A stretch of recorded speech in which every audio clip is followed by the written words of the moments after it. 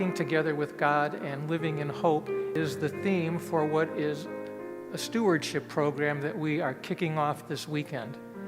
It's in conjunction with our Sunday Visitor. It's an increased offertory campaign. We haven't done one of these in a few years. I would like to invite you tonight to reflect upon your own experiences here at Our Lady of the Lake Parish of what you have done in walking together with God and living in hope. Think of the activities, the organizations, the encounters, the experiences, perhaps worship services, funerals, ministries of various sorts. And ask yourself, what happened in my doing of these things? To ask yourself, how was I changed? And to be grateful for the opportunities that you have experienced, perhaps to consider the need to recommit to some of those things and maybe recommit in a more engaged way, and maybe even to branch out a little bit and to maybe try something new, try something that you haven't been engaged in before.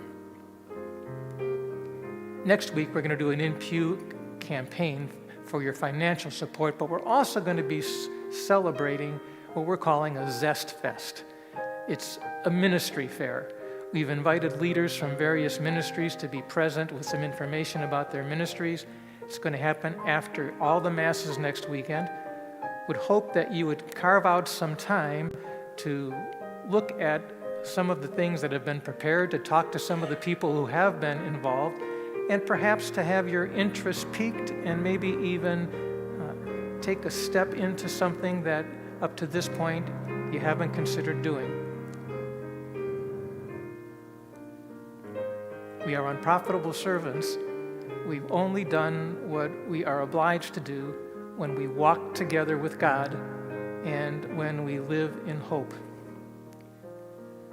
So I ask you to think about that this coming week and come prepared next week to perhaps make another commitment or to recommit. It seems to me advantageous that as we're trying to come back to fuller strength after the pandemic, that we be very deliberate about taking these kinds of steps.